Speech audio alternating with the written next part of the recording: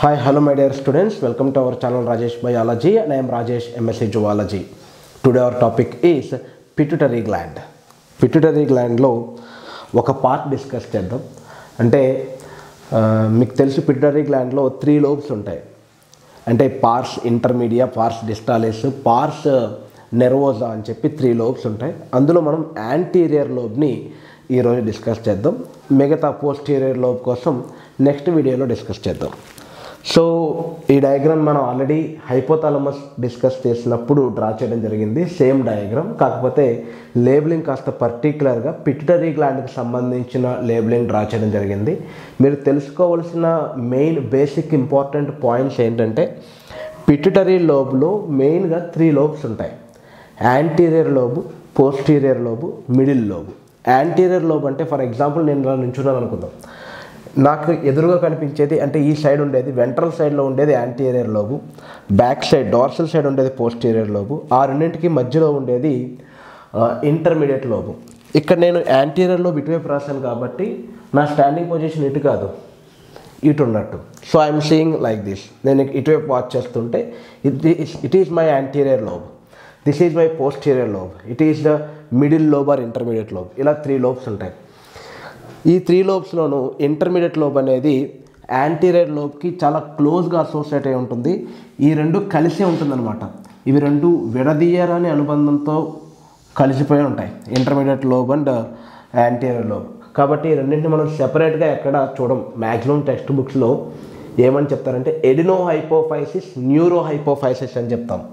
Neuro హైపోఫైసిస్ని ఏమంటామంటే, దేని న్యూరో హైపోఫైసిస్ అంటామంటే పోస్టీరియర్ లోబ్ని న్యూరో హైపోఫైసిస్ అని చెప్తాం. ఎడినో హైపోఫైసిస్లో 2 పార్ట్స్ ఉంటాయి. ఎడినో హైపోఫైసిస్లో 2 పార్ట్స్ ఏంటి? ఎడినో హైపోఫైసిస్లో యాంటీరియర్ లోబు, ఇంటర్మీడియట్ లోబు రెండు కలిపి దీన్ని మనం ఎడినో హైపోఫైసిస్ అని చెప్తాం. ఏంటి ఓడు హైపోఫైసిస్ ఏంటి? మనం హైపోథాలమస్లో కూడా డిస్కస్ చేసాం. ఏమని అంటే హైపోథాలమో హైపోఫైషియల్ ట్రాక్ట్, హైపోథాలమో హైపోఫైషియల్ పోర్టల్ సిస్టమ్. ఎందుకు ఈ పదం పదే పదే వస్తుంది? హైపోఫైసిస్ అంటే ఏంటి అంటే పిట్యూటరీ గ్లాండ్కి ఉన్న ఇంకొక పేరు ఏంటంటే హైపోఫైషియల్ సెరిబ్రీ. హైపోఫైషియల్ సెరిబ్రీ. హైపోఫైషియల్ సెరిబ్రీ అంటే సెరిబ్రమ్ కింద ఉంటుంది. మీకు తెలుసు కదా, బ్రెయిన్, ఇదంతా బ్రెయిన్ అనుకుంటే ఈ బ్రెయిన్ కింద ఉంటుంది కాబట్టి దీన్ని హైపోఫైషియల్ సెరిబ్రీ అని చెప్పేసి చెప్తాం. కాబట్టి ఎడినో హైపోఫైసిస్, న్యూరో హైపోఫైసిస్. ఈరోజు మన పర్టికులర్ టాపిక్ వచ్చేసి ఎడినో హైపోఫైసిస్.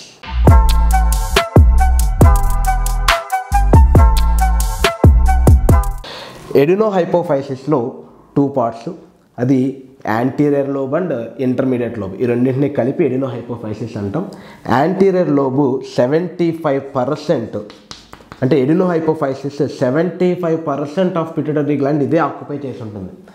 75% పిట్యూటరీ గ్లాండ్ ఏముంటుందంటే ఎడినో హైపోఫైసిస్. ఇందులోని ఇంట్రెస్టింగ్ థింగ్ ఏంటంటే ఇది నిజానికి నర్వస్ సిస్టమ్ నుంచి వచ్చింది కాదు, ఓరల్ క్యావిటీలో నుంచి పైకి వచ్చిందనమాట. అంటే ఓరల్ క్యావిటీలో మనకి ఎంబ్రియానిక్ స్టేజ్లో ఇలా కొన్ని పౌచెస్ ఉంటాయన్నమాట. ఎంబ్రియానిక్ స్టేజ్, హ్యూమన్ ఎంబ్రియో ఎలా ఉంటుంది చూసి, ఇది ఏంటి ఏదో దూడలాగా అనుకోవద్దు, ఏదో ఆవులాగా దూడలాగా అనుకోవద్దు. ఇది హ్యూమన్ ఎంబ్రియోనే. ప్రతి ఎంబ్రియో, హ్యూమన్ ఎంబ్రియోకి ఈ టైప్ ఆఫ్ పౌచెస్ ఉంటాయి. ఓకే, ఇలా ఓరల్ పౌచ్లో నుంచి పైకి వచ్చిందే ఎడినో హైపోఫైసిస్. ఆ పౌచ్ పేరు రాత్కేస్ పౌచ్. రాత్కేస్ పౌచ్ అనేది roof of the oral cavity. Roof తెలుసు కదా మనకి, ఇంటి పైన ఉంటుంది రూఫ్. ఆ roof of the oral cavity Rathke's pouch. అది ఇక్కడి నుంచి ఓరల్ క్యావిటీ నుంచి, సో ఇక్కడి నుంచి చిన్న హోల్ చేసుకుని, నేను మీకు అడల్ట్ ఫేస్ డయాగ్రామ్ లాగా వేసినప్పటికీ కూడా మన ఎంబ్రియానిక్ స్టేజ్లో బోన్స్ అప్పటికి ఇంకా ఫామ్ అవ్వని టైంలో, బోన్స్ అప్పటికి కంప్లీట్గా ఫామ్ అవ్వని టైంలో ఈ roof of the oral cavity అనేది ఇక్కడ చిన్న హోల్ ఉంటుందన్నమాట. ఇప్పుడు లేదు మనకి, డోంట్ సెర్చ్ ఫర్ దట్. ఈ హోల్లో నుంచి ఈ రాత్కేస్ పౌచ్ అనేది పైకి ఆరిజినేట్ అయ్యి ఇక్కడ ఆల్రెడీ ఫామ్ అయ్యి ఉన్న హైపోథాలమస్, దీనికి ఈ హైపోథాలమస్ నుంచి కిందకు వస్తున్న ఈ ట్యూబ్కి అటాచ్ అయింది. ఫర్ ఎగ్జాంపుల్ ఇది హైపోథాలమస్ అనుకుందాం, రెడ్ కలర్లో వేసింది హైపోథాలమస్. ఓకే, ఆ హైపోథాలమస్లో ఇన్ఫండబ్యులం ఫనల్ షేప్డ్, ఇన్ఫండబ్యులం అంటేనే ఫనల్ అని అర్థం, ఫనల్. ఇన్ఫండబ్యులం అని ఒక కాడ లాంటి పార్ట్ ఒకటి కిందకు వచ్చేస్తూ ఉంది. ఇలా కిందకు వచ్చి ఇక్కడ ఇలా షేవ్ అయింది. అంటే ఇదంతా హైపోథాలమస్సే. హైపోథాలమస్ బరువు, ఇప్పుడు ఫర్ ఎగ్జాంపుల్ చూడండి, మనకి తమిళ సినిమాల్లో అమ్మమ్మలు పెట్టుకుంటూ ఉంటారు చెవిలీలు, అవి బరువు తట్టుకోలేక మరి రీజన్ ఏంటో తెలియదు, అవి కిందకి ఇలా వచ్చేస్తూ ఉంటాయి. అలా హైపోథాలమస్ నుంచి ఈ పాకెట్ కిందకు వచ్చేస్తుంది.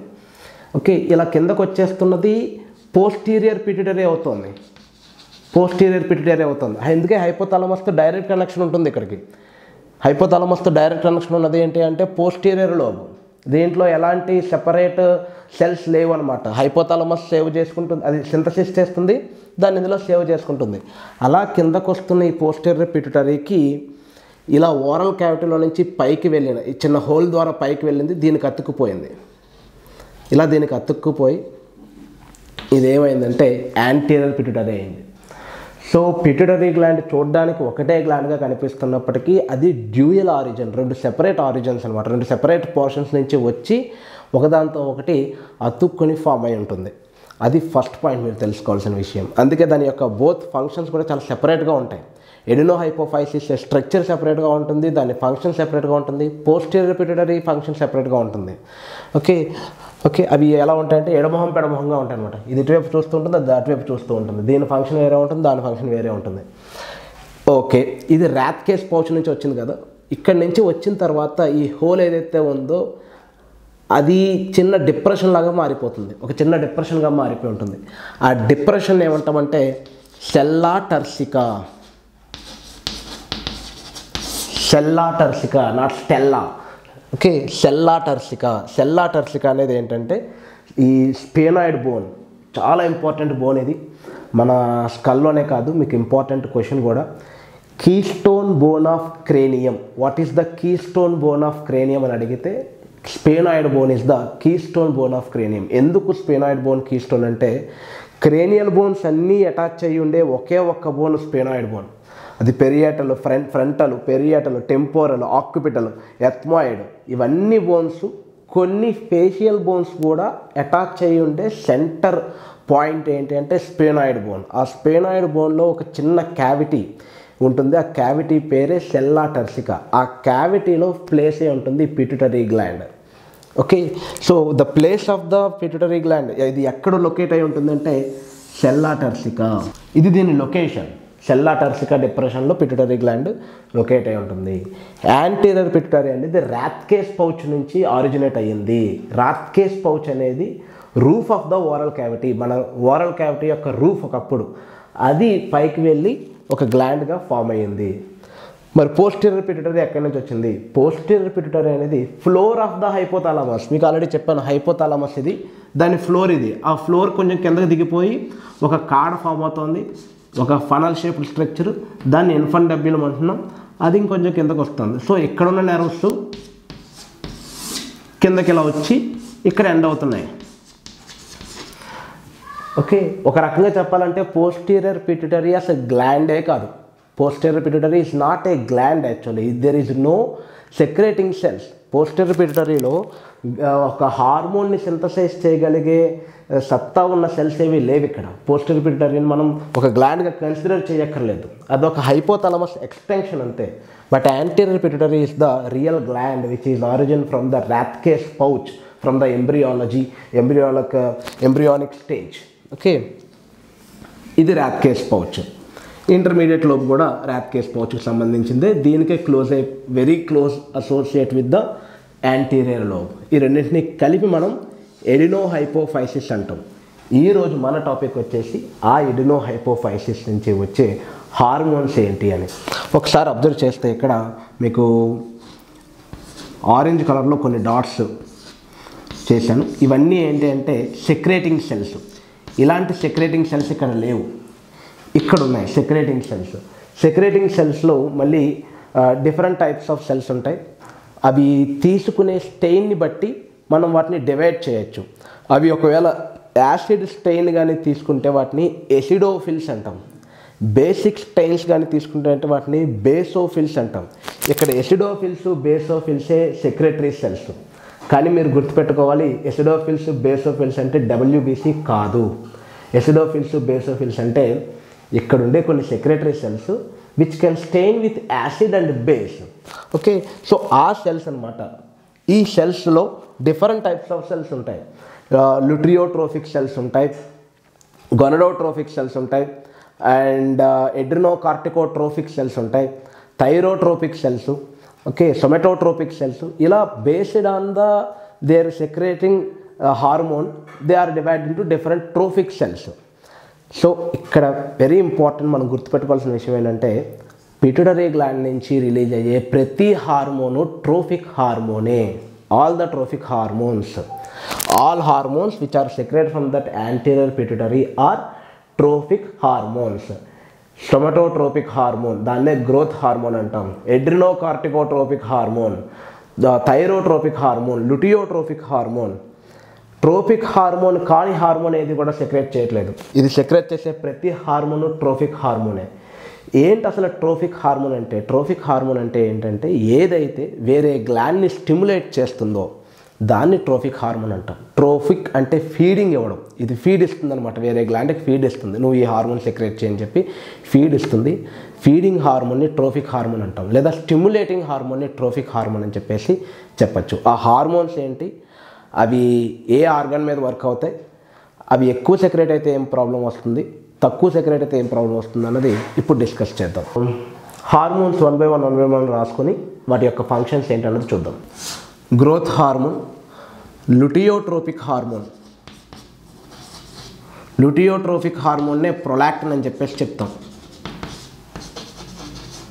లుటినైజింగ్ హార్మోన్ వేరు, లుటియోట్రోపిక్ హార్మోన్ వేరు. Luteotropic hormone means prolactin. Thyroid stimulating hormone, దీన్నే థైరోట్రోపిన్ అని చెప్పేసి చెప్తాం. Adrenocorticotropic hormone ACTH, GH, ACTH, LTH, దీన్నే LTH అని చెప్పేసి చెప్పచ్చు. LH అని మాత్రం అనుకోవద్దు, LH వేరు, LTH వేరు. ఓకే, ఇక్కడికి 4 అయ్యాయి. ఇంకొక 2 ఏంటి అంటే గొనడోట్రోపిన్స్. గొనడోట్రోపిన్స్ అంటే LH and FSH. LH, FSH, ACTH, thyrotropin, luteotropic hormone, growth hormone. ఇవి అన్నీ కూడా యాంటీరియర్ పిట్యూటరీ నుంచి రిలీజ్ అవుతాయి. Particularly anterior pituitary. Anterior pituitary అంటే పార్స్ డిస్టాలిస్. పార్స్ ఇంటర్మీడియా ఒకే ఒక హార్మోన్ రిలీజ్ చేస్తుంది.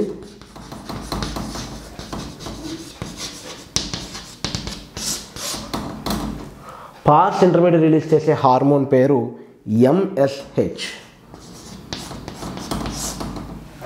Melanocyte stimulating hormone. Okay, so ఈ హార్మోన్స్ వాటి యొక్క ఫంక్షన్స్ చూద్దాం. ఫస్ట్ గ్రోత్ హార్మోన్ చాలా చాలా ఇంపార్టెంట్. గ్రోత్ హార్మోన్ ఏమంటామంటే సొమటోట్రోపిక్ హార్మోన్ అంటాం, STH. గుర్తుపెట్టుకోండి, పిట్యూటరీ హార్మోన్స్ అన్నీ కూడా ప్రోటీన్ హార్మోన్సే. మనం ఇంట్రడక్షన్ వీడియోలో చెప్పాం హార్మోన్స్ అనేవి different types. Protein hormones, peptide hormones. రెండింటికి డిఫరెన్స్ ఏంటనుకోవద్దు. ఒకే ఒక అమైనో యాసిడ్ హార్మోన్గా యాక్ట్ చేస్తే అది అమైనో యాసిడ్ డెరివేటివ్. ఒకవేళ ఏదైనా ఒక హార్మోన్లో అమైనో యాసిడ్ నెంబరు 10 లేదా 50, 100, 200 దాకా ఉండేట్లయితే కనుక దాన్ని మనం పెప్టైడ్ హార్మోన్ అంటాం. ఒకవేళ amino acid number more than 150, 200 నుంచి 1000s దాకా ఉంటే కనుక దాన్ని ప్రోటీన్ హార్మోన్ అంటాం. ప్రోటీను, పెప్టైడ్, అమైనో యాసిడ్ నెంబరే తేడా. Okay, come to the another one, cholesterol derivative. Steroidal hormones అవన్నీ కూడా. స్టెరాయిడల్ హార్మోన్స్ అంటే టెస్టోస్టెరాను, ఈస్ట్రోజను, ప్రొజెస్టెరాను.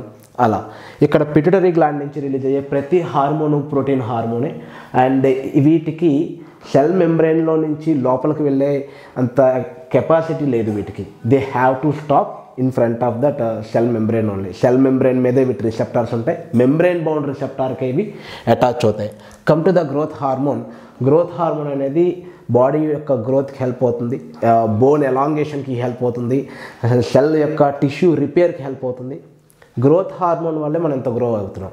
గ్రోత్ హార్మోన్ అనేది లేకపోతే ఈ గ్రోత్ అనేది తగ్గిపోతుంది అనమాట. కాబట్టి దీన్ని సొమెటోట్రోపిక్ హార్మోన్ అంటాం. సొమెటో అంటే బాడీ, ట్రోఫిక్ అంటే ఫీడింగ్ అని అర్థం, బాడీకి ఫీడ్ చేసి బాడీని హెల్తీగా పెంచేది కాబట్టి గ్రోత్ హార్మోన్. ఒకవేళ ఈ గ్రోత్ హార్మోన్ కానీ ఎక్కువగా రిలీజ్ అయిపోతే ఏమవుతుంది, హైపర్ సెక్రేషన్ అంటాం దాన్ని, hyper secretion of growth hormone. Growth hormone మనం ఇన్ఫాంట్ స్టేజ్లో కానీ గ్రోత్ హార్మోన్ ఎక్కువగా సెక్రేట్ అయిపోతే వాళ్ళ బాడీ సైజ్ అనేది చాలా ఎక్కువగా అయిపోతుంది. అంటే జైగాంటిజం, ఆ సిచ్యువేషన్ ఏమంటారంటే జైగాంటిజం. హైపో సెక్రేషన్ ఉంటుంది. ఓకే, అంతేకాదు ఇక్కడ జైగాంటిజం అంటే ఓన్లీ బాడీలో బోన్స్ ఎలాంగేట్ అయిపోయి హైట్ పెరిగిపోతారని మాత్రమే అనుకోవద్దు. లోపల చాలా ఆర్గాన్స్ వాటి యొక్క సైజుని ఇంక్రీజ్ చేసుకుంటాయి అనమాట. For example heart size double అయిపోతుంది. హార్ట్ సైజు కూడా డబుల్ అంటే మరీ ఎక్కువ కాదు. హార్ట్ సైజ్ ఎక్కువైపోయినట్లయితే కనుక బ్లడ్ ప్రెషర్ ఎక్కువైపోతుంది. అలానే liver size, different types of tissues వాటి యొక్క సైజుని ఇంక్రీజ్ చేసుకుంటూ వెళ్తాయి. ఇది ఒక కండిషన్ హైపర్ సెక్రేషన్ వల్ల. ఎప్పుడు ఇన్ఫాంట్ స్టేజ్లో గ్రోత్ హార్మోన్ ఎక్కువగా రిలీజ్ అయితే వచ్చే కండిషన్ జైగాంటిజం. అదే గ్రోత్ హార్మోను అడల్ట్ స్టేజ్కి వచ్చిన తర్వాత సెక్రేట్ అయితే, అంటే ఒక పర్సన్ రీచ్ అయ్యాడు, ఒక 20 ఇయర్స్ దాకా వచ్చాడు, గ్రోత్ ఆగిపోయింది, అప్పటిదాకా నార్మల్గా ఉన్నాడు. 20 ఇయర్స్ తర్వాత గ్రోత్ హార్మోన్ ఇంకా ఎక్కువగా రిలీజ్ అయిపోతుంది. ఏదో పిట్యూటరీలో ఉండే చిన్న ప్రాబ్లం వల్ల, cancer to the pituitary gland or any damage to the pituitary gland, ఏదో ఒక ఎన్విరాన్మెంటల్ ఫ్యాక్టర్ దాన్ని స్టిమ్యులేట్ చేసి ఎక్కువ హార్మోన్ రిలీజ్ చేసింది అనుకుందాం. అప్పుడు వచ్చే కండిషన్ యాక్రోమెగాలే. యాక్రోమెగాలే అంటే చింపాంజీ ఫేస్, గొరిల్లా ఫేస్ ఎలా ఉంటుందో అలా ఫేస్లో ఉండే బోన్స్ అన్నీ కూడా వాటి యొక్క షేప్ని ఇంక్రీజ్ చేసుకుంటాయి. చాలా పెద్ద దవడలు కలిగి ఉండి, ఓకే, ఫేస్లో కొన్ని చేంజెస్ ఉంటాయి. మీరు అబ్జర్వ్ చేసి ఉండొచ్చు, ఈ జైగాంటిజంలో మనకి కలి మీకు ఐడియా ఉండే ఉంటుంది. The great Indian boxer or wrestler, great Indian wrestler, Mr. Kali, he is actually suffered with the gigantism, acromegaly. Okay, so అలా ఉంటే దాన్ని హైపర్ సెక్రేషన్ అని చెప్పేసి చెప్తాం. ఒకవేళ ఈ గ్రోత్ హార్మోన్ కానీ తక్కువ ఉన్నట్లయితే దాన్ని hyposecretion. Hyposecretion of growth hormone can lead to the dwarfism. Dwarfism అంటే పిట్యూటరీ డ్వార్ఫ్ వేరు, థైరాయిడ్ డ్వార్ఫ్ వేరు. డ్వార్ఫ్లో 2 టైప్స్. డ్వార్ఫ్ అంటే పొట్టి అని మీ అందరికీ తెలుసు. అయితే ఇక్కడ 2 రకాల డ్వార్ఫిజమ్స్ ఉంటాయి, pituitary dwarf, thyroid dwarf. Pituitary డ్వార్ఫ్లో పర్సన్ యొక్క మెంటల్ హెల్త్కి ఎలాంటి ప్రాబ్లం ఉండదు, వాళ్ళు చాలా యాక్టివ్గా ఉంటారు. వాళ్ళ యొక్క రెగ్యులర్ లైఫ్కి మన రెగ్యులర్ లైఫ్కి డిఫరెన్స్ ఏమీ ఉండదు. దే ఆర్ జస్ట్ షార్ట్, అంతే. అంటే metabolically always there is any disturbances, if it is there that is not a great deal. అదంత పెద్ద ప్రాబ్లం అయితే ఖచ్చితంగా కాదు. కానీ థైరాయిడ్ డ్వార్ఫ్కి వచ్చేటప్పటికి ప్రాబ్లమ్స్ చాలా ఉంటాయి. లైక్ మెంటల్ ఇల్నెస్ ఉంటుంది, వాళ్ళ యొక్క గ్రోత్ అనేది స్టంటెడ్ అయిపోతుంది, ఇంకా చాలా మెటబాలికల్ ప్రాబ్లమ్స్ వస్తాయి థైరాయిడ్ డ్వార్ఫ్ వల్ల. అది మనం థైరాయిడ్ గ్లాండ్ చెప్పుకుందాం. బట్ ప్రజెంట్ ఇది dwarfism, pituitary dwarf. Mentally they are stable, there is no problem for this. Okay, ఇది గ్రోత్ హార్మోన్ సంబంధించింది. ఇంకా దీంట్లో కొన్ని ఇంక్లూడ్ అయ్యి ఉంటాయి మెటబాలిక్ ఎర్రర్స్ కూడా. ఈ యాక్రోమెగాలే కండిషన్లో హార్ట్ ప్రాబ్లమ్స్ వస్తూ ఉంటాయి. అలానే ఇంకా లివర్కి సంబంధించిన ప్రాబ్లమ్స్ వస్తూ ఉంటాయి. గ్లూకోజ్ ఎక్కువైపోయి డయాబెటిక్ కండిషన్స్ వస్తూ ఉంటాయి. గ్రోత్ హార్మోన్ ఎక్కువైపోతే డయాబెటిక్స్ కండిషన్ కూడా వస్తుంది. ఓకే, సో ఇది కమ్ టు ద లుటియోట్రోఫిక్ హార్మోన్. దీన్నే ప్రొలాక్టిన్ అని చెప్పేసి చెప్తాం. ప్రొలాక్టిన్, దీన్నే లాక్టోజెనిక్ హార్మోన్ కూడా అంటాం. దీనికి ఇంకొక పేరు ఉంది, లాక్టోజెనిక్ హార్మోన్. ఈ పేరులోనే ఉంది, it helps in lactation, memory gland డెవలప్మెంట్కి హెల్ప్ అవుతుంది.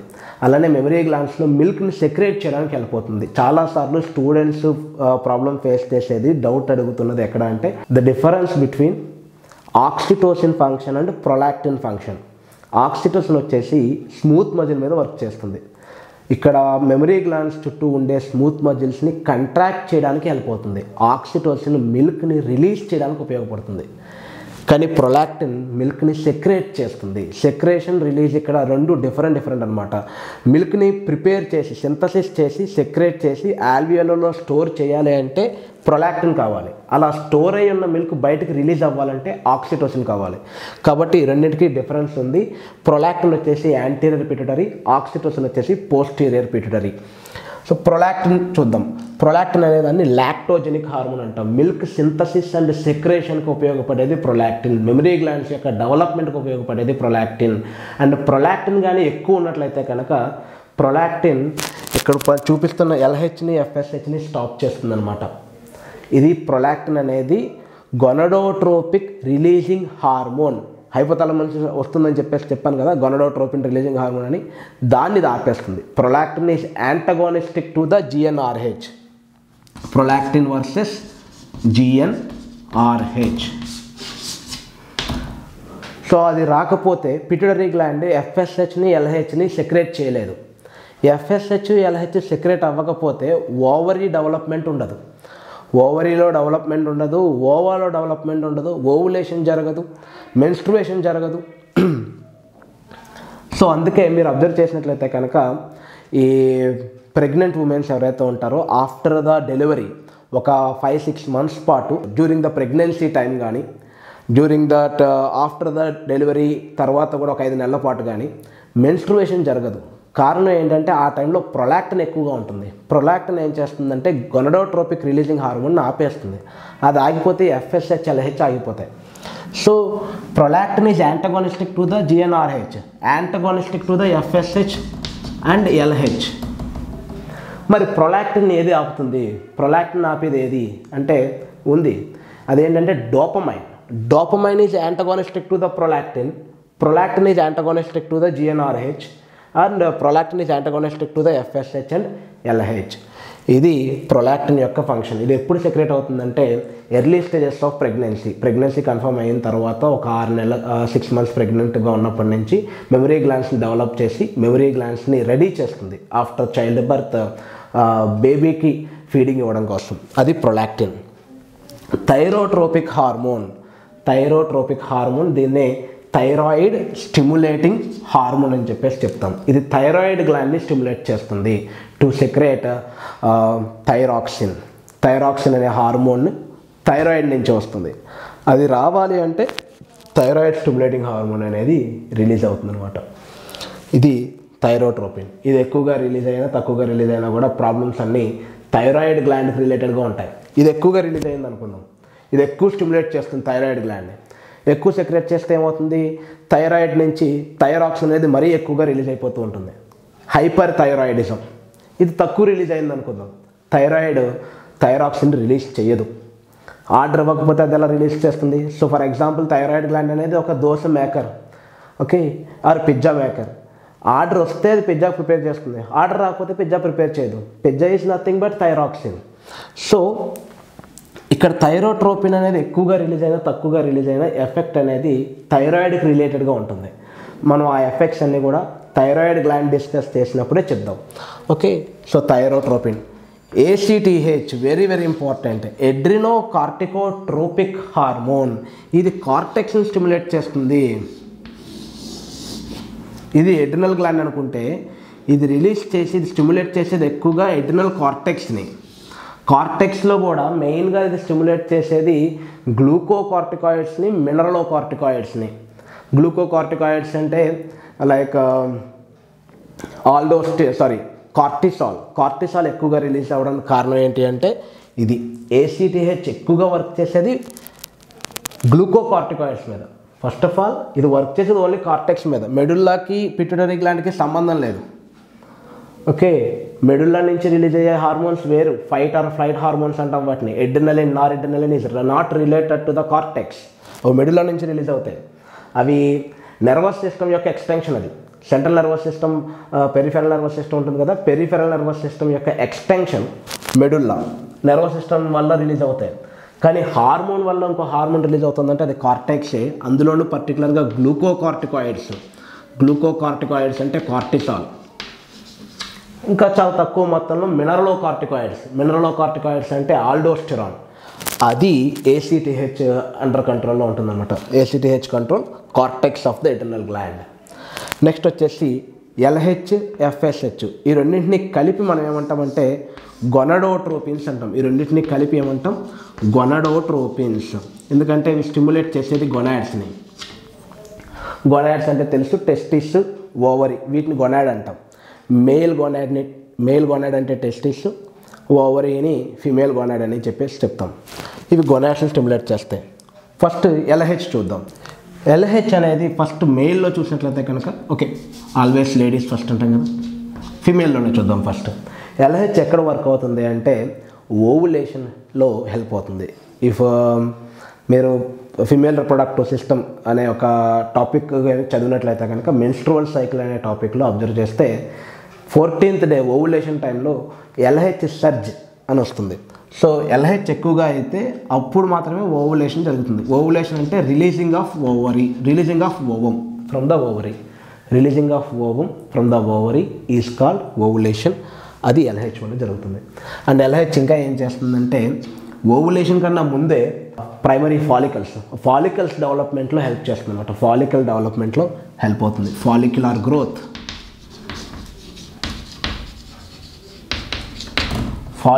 గ్రోత్, అది గ్రాఫియన్ ఫాలికల్గా మారిన తర్వాత ఓవులేషన్లో హెల్ప్ చేస్తుంది.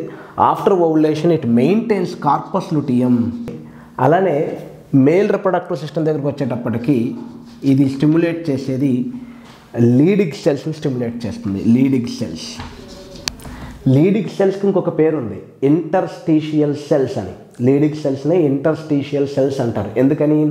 అది రెండు సెమినిఫెరస్ ట్యూబ్యూల్ మధ్యలో ఉంటుంది. రెండు సెమినిఫెరస్ ట్యూబ్యూల్స్ మధ్యలో ఉండే స్పేస్ ఉంది కదా, దాన్ని ఇంటర్స్టీషియల్ స్పేస్ అంటారు. అక్కడ ఉండే సెల్స్ని ఇంటర్స్టీషియల్ సెల్స్ అంటారు. ఆ సెల్స్ని స్టిమ్యులేట్ చేస్తుంది కాబట్టి దీన్ని ఇంటర్స్టీషియల్ సెల్ స్టిమ్యులేటింగ్ హార్మోన్. LHకి ఇంకొక పేరు ఉంది, అదే ICSH, interstitial cell stimulating hormone. ఎందుకంటే ఇది లీడింగ్ సెల్స్ని స్టిమ్యులేట్ చేస్తుంది. లీడింగ్ సెల్స్ ఏం చేస్తాయి? ఈ లీడింగ్ సెల్స్ టెస్టోస్టెరాన్ రిలీజ్ చేస్తాయి. ఇక్కడ కార్పస్ లుటియం ఏం చేస్తుంది? ప్రొజెస్ట్రాన్ రిలీజ్ చేస్తుంది. ఇక్కడ లీడింగ్ సెల్స్ టెస్టోస్టెరాన్ రిలీజ్ చేస్తాయి. ఇక్కడ ఓవులేషన్లో హెల్ప్ చేస్తుంది. ఇక్కడ కూడా స్పెర్మియేషన్లో హెల్ప్ చేస్తుంది. స్పెర్మియేషన్ అలానే స్పెర్మటోజెనసిస్ ప్రాసెస్లో హెల్ప్ చేస్తుంది. ఇది LH ఫంక్షన్.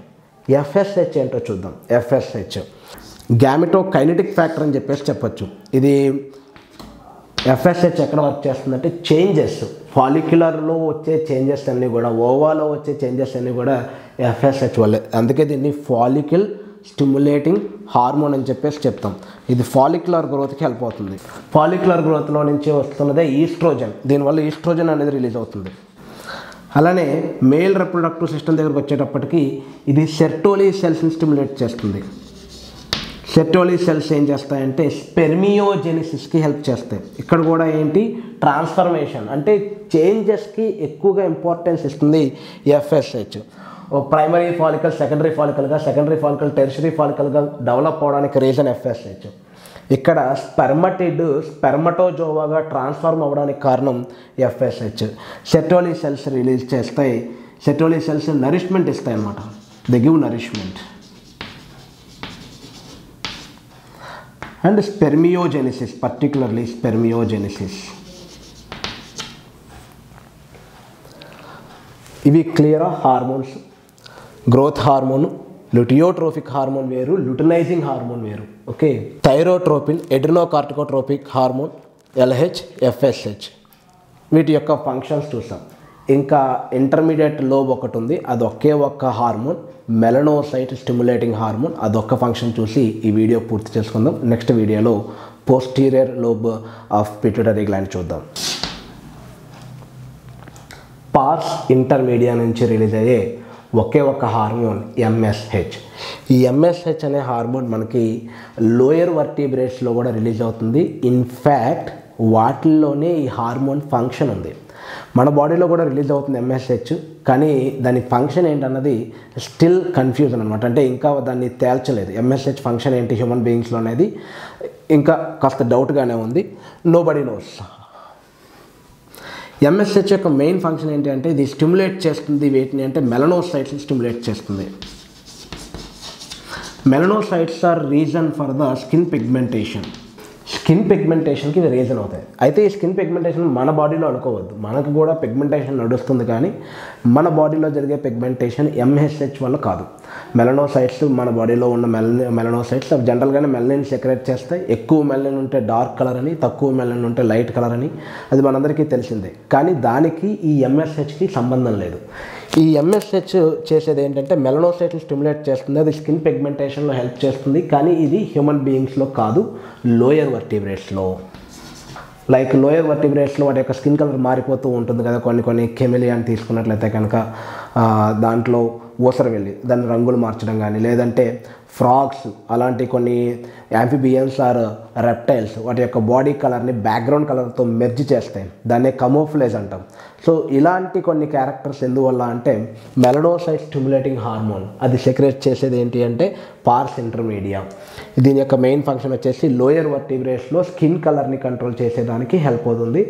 మ్యామల్స్లో, హ్యూమన్స్లో వీటి యొక్క ఫంక్షన్ అనేది still not noun. So this is about today's session.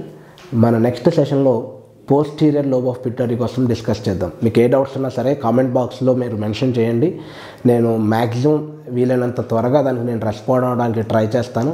And అలానే మీరు ఈ వీడియోలో ఎక్కడ ఏ పాయింట్ నచ్చినా సరే ఒక్క చిన్న లైక్ ద్వారా మీరు మన ఛానల్ని కాస్త సపోర్ట్ చేస్తారని ఆశిస్తూ thank you so much. Have a nice day.